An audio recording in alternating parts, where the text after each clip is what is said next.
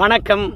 என்ன செய்தி பார்க்க போகிறோன்னு கேட்டிங்கன்னா, அந்தர்பல்ட்டி அடித்த எஸ்பி வேலுமணி, அதிமுகவில் இடமில்லை, விரட்டி அடித்த எடப்பாடி பழனிசாமி. அந்தர்பல்ட்டி என்ன அடித்தார்னு பார்க்கலாமா? ஆனால் அதுக்கு முன்பாக இதுவரைக்கும் நம்ம சேனலை நீங்கள் சப்ஸ்கிரைப் பண்ணலைன்னா மறக்காமல் சப்ஸ்கிரைப் பண்ணிக்கிட்டு சப்போர்ட் பண்ணுங்கள். முதல்ல எஸ்பி வேலுமணி அவர்கள் அடித்த அந்தர்பல்ட்டியை பாருங்கள். அப்புறம் திருந்தி வந்தவங்களை எடப்பாடி பழனிசாமி அதிமுகவில் ஏற்றுக்கொள்ளாமல் இடமில்லை என்று விரட்டி அடித்தார். அதில் இருக்கக்கூடிய நியாயங்கள் என்ன அப்படின்ற விஷயத்தை விரிவாக பார்க்கலாங்க.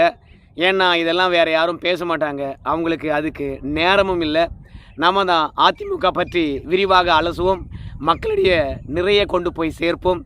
அந்த கடமை உணர்ச்சி நம்மக்கிட்ட இருக்கிறது. முதல்ல எஸ்பி வேலுமணி அவர்கள் பேசின விஷயத்தை கேட்டுவாங்க.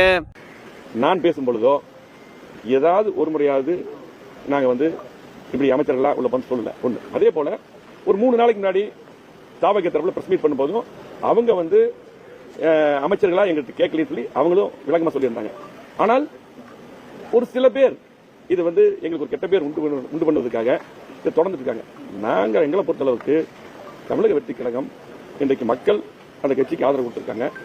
அதே போல திமுக எதிர்ப்புல இன்னைக்கு அவங்களும் அதே போல திமுக எதிர்த்து நாங்கள் தொடர்ந்து எம்ஜிஆர் அம்மா அரசியல் பண்ணி நாங்கள் மக்கள் சந்திச்சோம், அவங்களும் அதே போல சந்திச்சாங்க. இந்த அடிப்படையில் தான் மக்கள் இன்னைக்கு ஆதரவு என்ற அடிப்படையில் தான் அந்த ஆதரவு தெளிவுபடுத்திட்டோம். இதை இதுக்கு முன்னாடி நாங்களும் தெளிவு பண்ணோம். அது நாங்கள் அண்ணா திமுக பிளவு அதெல்லாம் கிடையாது. எங்களுக்குள்ள ஒரு கருத்து வேறுபாடு திரும்பி சொல்லிட்டு அந்த கருத்து வேறுபாடு எப்படி சரி செய்யணும் அதுக்கு தான் நாங்கள் பாத்தீங்கன்னா பொதுக்குழு இருக்காங்க, ஒரு பொதுக்குழு கூட்டம் சொல்லி கோரிக்கை பொதுச்செயர் இப்போ பாத்தீங்கன்னா அன்னைக்கு சொன்னா இப்ப எப்ப அந்த எடப்பாடியார் பொதுச்செயர் நாங்கள் அவங்ககிட்ட தான் அது கொடுப்போம்னு சொல்லி நாங்கள் ஆய்வு பண்ணணும் எப்படி இந்த தோல்வி வந்தது. வீடியோவை பார்த்த பிறகு எஸ்பி வேலுமணி அவர்கள்லாம் தவற உணர்ந்து விட்டார், கட்சியில் சேர்த்துக்கலாம் அப்படின்னு சொல்லிட்டு நீங்கள் நினைக்கலாம். ஆனால் எஸ்பி வேலுமணி அவர்கள் தன்னுடைய தவற உணர்ந்ததா தெரியல. ஆனால் எஸ்பி வேலுமணி அவர்களுக்கு வேறு வழியே இல்லை. எப்போது அதிமுகவுடைய கொறடா உத்தரவை அவங்க மீறினாங்களோ அப்பொழுதே அவங்க எம்எல்ஏவாக இருப்பதற்கான தகுதியை இழந்து விட்டார்கள். ரெண்டாவது, அதிமுக தானே கொறடா உத்தரவு போட்டுச்சு, அந்த அதிமுக உத்தரவை தானே அவங்க எதிர்த்து தவேகாவுக்கு வாக்களித்தாங்க. அப்போது அவங்க அதிமுகவுக்கு வர்றதுக்கான தகுதியும் இழந்து விட்டார்கள். இப்போது தகுதி இழந்தவர்களாக இருக்கின்றார்கள். சட்டமன்ற உறுப்பினர் பதவிக்கு சம்பளம் கூட வராது. என்ன ஒன்று, சட்டமன்றத்தில் இருக்கக்கூடிய சபாநாயகர் அவர்கள் எஸ்பி வேலுமணி அவர்கள் தகுதி இழந்து விட்டார் என்று ஒரு உத்தரவை பிறப்பித்து அறிவிப்பு மட்டும்தான் வெளியிட வேண்டும். அது மக்கள் பிரதிநிதித்துவத்தின் சட்டத்தின் அடிப்படையில் அந்த அறிவிப்பு வெளிவந்தால் அதிகாரப்பூர்வமாக இந்த 25 பேருடைய சட்டமன்ற உறுப்பினர் காலியாகி அந்த இடங்கள்லாம் காலியாக இருக்குது என்று அறிவிப்பாங்க. திருச்சியில் எப்படி விஜய் அவர்கள் பதவியை ராஜினாமா பண்ண பிறகு அறிவித்தார்களோ அதே மாதிரி அங்கேயும் அறிவிப்பார்கள். அந்த மாதிரி தான் இன்றைக்கி கொறடா உத்தரவுக்கு எதிராக வாக்களித்ததுனால தகுதியை இழந்திருக்கின்றார்கள். இப்போது தகுதி இழந்தவர்கள் மீண்டும் தகுதி பெற வேண்டும் என்றால் ஒரே ஒரு வழி தான் இருக்குது. என்ன வழி தெரியுமா? எடப்பாடி பழனிசாமி இவங்களையெல்லாம் கட்சி தாவல் தடை சட்டத்தின் அடிப்படையில் பதவியை பறிக்கணும்னு சொல்லிட்டு ஒரு மனு கொடுத்துருக்கிறாரு சபாநாயகர்கிட்ட. அந்த மனுவை நாங்கள் இவங்களை மன்னித்து விட்டோம், அதனால் நாங்கள் கொடுத்த புகாரை திரும்ப பெறுகின்றோம் அப்படின்னு சபாநாயகர் பரிசீலனை செய்கின்ற வரைக்கும் திரும்ப பெறுவதற்கான கால அவகாசம் இருக்குது. முடிவெடுத்துட்டு பிறகு திரும்ப பெற முடியாது. அதனால் சபாநாயகர் முடிவெடுப்பதற்கு முன்பாக எடப்பாடி பழனிசாமி எப்போது வேண்டுமானாலும் தங்கள் தந்த புகாரை திரும்ப பெறலாம். அப்படி திரும்ப பெற்றால் மட்டும்தான் இவங்களுடைய பதவியானது தப்பிக்கும். அதற்காக எடப்பாடி பழனிசாமியை ஐஸ் வைக்கிறாங்க. அதனால தான் நாங்கள் சண்டைலாம் போட்டுக்கல, கட்சியும் உடைக்கலை, எங்களுக்குள்ள கருத்து வேறுபாடு இருக்கிறது. அந்த கருத்து வேறுபாடு காரணமாகத்தான் நாங்கள் இப்போ பொதுக்குழுவை கூட்ட சொல்கிறோம். பொதுக்குழுவை கூட்டின பிறகு ஏன் தோல்வி அடைஞ்சது என்று சொல்லிட்டு நாங்கள் விவாதிப்போம் அப்படின்னு எஸ்பி வேலுமணி அவர்கள் சொல்கிறார். கருத்து வேறுபாடு இருந்தால் எங்கே பேசணும் தெரியுமா? திமுகவில் கருத்து வேறுபாடு இருந்தால் எங்கே பேசுவாங்க? இல்லை தவேகா வெற்றி பெற்றிருக்குல்ல, அந்த கட்சியில் கருத்து வேறுபாடு இருந்தால் எங்கே பேசுவாங்க? கட்சி ஆஃபீஸுக்குள்ளே தானே. ஆனால் எஸ்பி வேலுமணி எங்கே பேசுகிறார்? கருத்து வேறுபாடு இல்லை. கருத்து வேறுபாடு காரணமாக தங்களுடைய எதிர்ப்பை எங்கே தெரிவித்தாங்க? சட்டமன்றத்தில் தெரிவிக்கிறாங்க. கருத்து வேறுபாடு குறித்து பொது வெளியில் பேசுகிறாங்க. அப்போது பொதுச் செயலாளர் என்று ஒருத்தர் இருக்கார்ல, அவருடைய வார்த்தைக்கு நீங்கள் கட்டுப்பட்டீங்களா? என் தோல்வி பற்றி எடப்பாடி பழனிசாமி விவாதிக்க வேண்டாம் என்று சொன்னாரா? அதையாவது சொல்லுங்கள். நாங்கள் எடப்பாடி பழனிசாமி கிட்ட போனோம், தோல்வி பற்றி சொன்னோம், தோல்வியை எடப்பாடி பழனிசாமியை ஏற்றுக்க சொன்னோம், அவர் தோல்வியை ஏற்றுக்கல, இதெல்லாம் பேட்டி அளித்தாங்க, இல்லைன்னு சொல்லலை. ஆனால் நான் ஏற்கனவே ஒரு வீடியோ போடுகின்ற போது ஒரு விஷயத்தை எடுத்து சொன்னேன். உங்களுக்கு ஞாபகம் இருக்கோ இல்லையோ, என்ன விஷயம்னு பார்க்கும்போது அதிமுகவில் ஒவ்வொருத்தனுக்கும் பொறுப்பு இருக்குது. திமுக மாதிரி திமுக தலைவருக்கு தான் பொறுப்பு அப்படின்லாம் கிடையாது. ஏன்னா அது குடும்ப கட்சி, கலைஞர் சொத்தாக மாறி போச்சு. வெற்றியாக இருந்தாலும் ஸ்டாலின் தான் கொண்டாடணும், தோல்வியாக இருந்தாலும் ஸ்டாலின் தான் பொறுப்பேற்கணும். ஆனால் அதிமுகவில் அப்படி கிடையாது. நாளைக்கு யார் வேணுமானாலும் பொதுச் செயலாளர் வரலாம். கட்சி தொண்டன் தான் வந்து பார்த்திங்கன்னா வெற்றிக்கும் தோல்விக்கும் பொறுப்பேற்கணும். அதனால் தோல்விக்கு எடப்பாடி பழனிசாமி மட்டும் பொறுப்பேற்க முடியாது. தோல்வியை ஒத்துக்கணும்னா அதிமுகவில் இருக்கிற அத்தனை பேரும் தோல்வியை ஒத்துக்கணும். வெற்றி வருகின்ற போது நாங்கள்லாம் உழைச்சோம், எங்களுக்கெல்லாம் அமைச்சர் பதவி கொடுன்னு கேட்குற நீங்கள், தோல்வி வருகின்ற போது எடப்பாடி பழனிசாமி மட்டும்தான் அப்படின்னா எப்படி? இப்போது எடப்பாடி பழனிசாமியே விளக்கம் அளித்தார். இங்கே வேட்பாளராக யாரை நிறுத்தணும் அப்படின்னு சொல்லும்போது 99% வேட்பாளர்கள் மாவட்ட செயலர்கள் யார் அடையாளம் காட்டினாங்களோ அவங்கள தான் போட்டேன். அப்போது தோல்விக்கு எல்லாரும் காரணம். பொது வழியில் எடப்பாடி பழனிசாமி போட்டு உடைச்சாரா இல்லையா? ஆமாங்க, வேட்பாளரை பொறுத்த வரைக்கும் நாங்கள் கை காட்டினவங்க தான் எடப்பாடி பழனிசாமி போட்டார் அப்படின்னு எஸ்பி வேலுமணி ஒத்துக்கணும். அப்படி இல்லையா? இல்லைங்க, நாங்கள் யாரை வேட்பாளராக போட சொன்னோம், அவர் யாரை வேட்பாளராக போட்டால் தெரியுமா அப்படின்னாவது மறுப்பு தெரிவிக்கணும். ஆனால் எடப்பாடி பழனிசாமி சொன்னதில் உண்மை இருக்கிறதுனால்தான் எந்த ஒரு மாவட்ட செயலாளராக இருந்து இன்றைக்கி பதவி இழந்திருக்கக்கூடிய அந்த 25 பேரும் வார்த்தை விடவே இல்லை. ஐயோ, எடப்பாடி பழனிசாமி தான் தோன்றித்தனமாக தாங்க வேட்பாளர் போட்டார், எங்கள் பேச்சை கேட்கவே இல்லைங்க அப்படின்னு சொல்லவே இல்லை. அப்போது வேட்பாளர் யார் என்பதை இந்த எஸ்பி வேலுமணி போன்றவங்களே முடிவு பண்ணுவாங்க.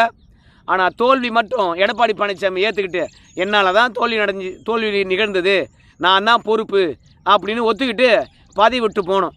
ஒத்துக்கிட்டாவே அதுக்கு அடுத்தது தொடர்ச்சியாக தோல்வி தான் வருது. நீங்கள் தலைமைக்கு சரியில்லை, வெளியே போங்க அப்படின்னு பொதுக்குழு சொல்லிடுவாங்க. அதுக்கப்புறம் ஏது மரியாதை பொதுக்குழு நிர்வாகிகளும் தொண்டர்களும் ஆமாம் எடப்பாடி பழனிசாமி தொடர்ந்து தோல்வி தான் அடைஞ்சிட்டு வர்றாரு, அவர் ஏன் தலைமையில் இருக்கணும், போங்க அப்படின்னு முடிவு எடுத்துருவாங்க. அந்த கருத்தியலை உருவாக்கத்துக்காக தான் எப்போ பார்த்தாலும் பொது வெளியில் போயிட்டு பொதுக்குழுவை கூட்டணும், தோல்வி பற்றி ஆராயணும் அப்படின்னு சொல்லிகிட்டே இருக்காங்க.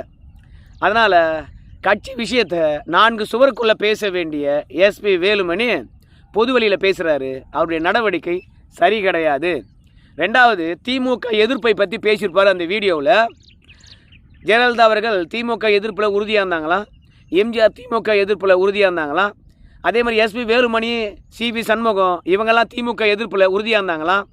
ஆனால் எடப்பாடி பழனிசாமி மட்டும் திமுக எதிர்ப்பில் உறுதியாக இல்லவே இல்லையே. எடப்பாடி பழனிசாமியும் திமுக எதிர்ப்பில் உறுதியாக இருந்தாருங்க. அதனால தாங்க எடப்பாடியும் வந்து நாங்கள் தவேக்காவுக்கு ஆதரவு அளிப்பதை ஏற்றுக்குவார்னு நினச்சோம் அப்படின்னு சொல்லியிருக்காங்கல்ல. மொத்தத்தில் இவனுங்கெல்லாம் உத்தம புத்திரவனுங்க, திமுக எதிர்ப்பில் உறுதியாக இருக்கிறவனுங்க. ஆனால் எடப்பாடி பழனிசாமி திமுக எதிர்ப்பை சமரசம் செஞ்சுக்கிட்டாரா?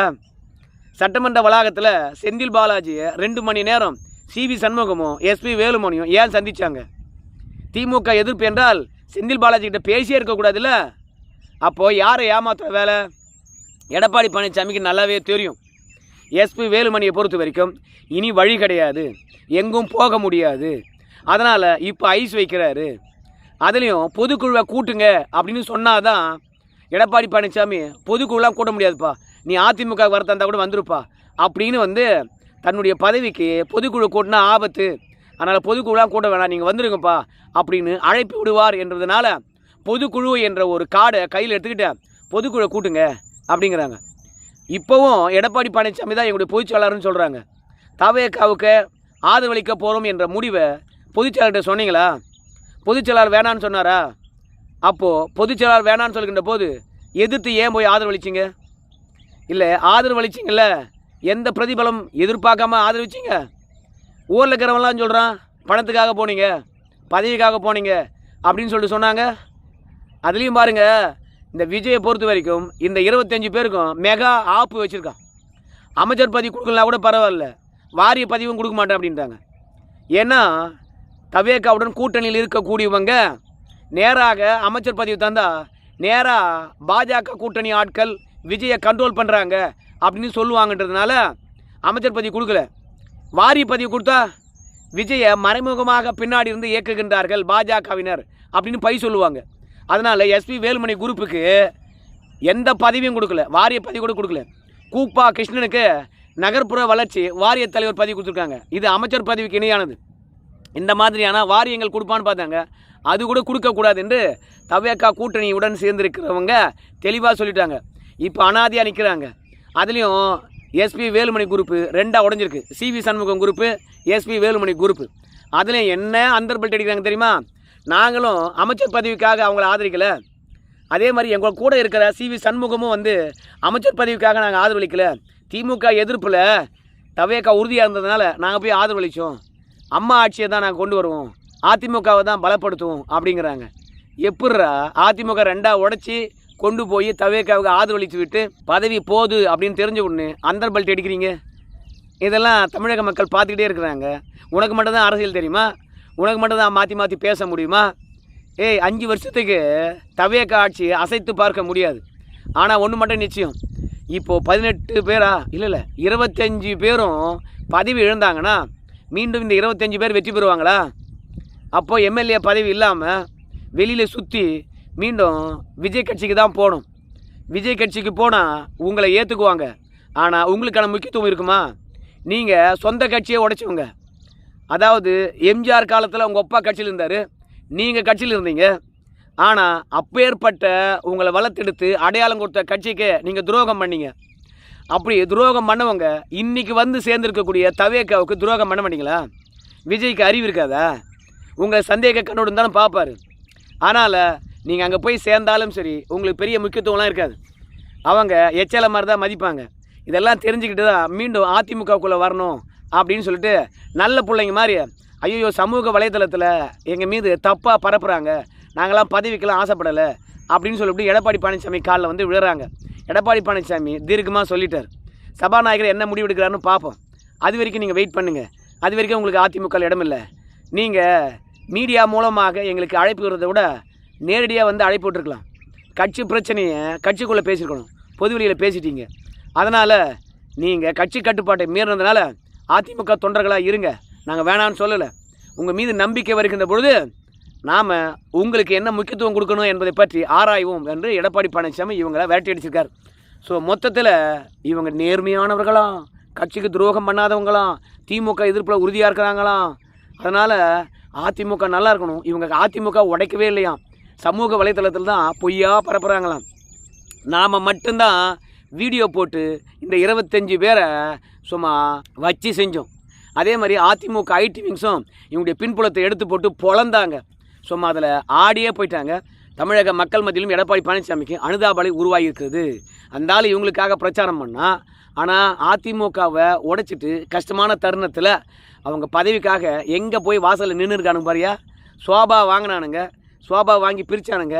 அடுத்தது அமைச்சர் பதவி இல்லை என்று உடனே அந்த பணத்துடன் வந்து அதிமுகவில் ஐக்கியமாகலான்னு நினைக்கிறானுங்கடா அப்படின்னு ஊர் மக்கள்லாம் பேசுகிறாங்க.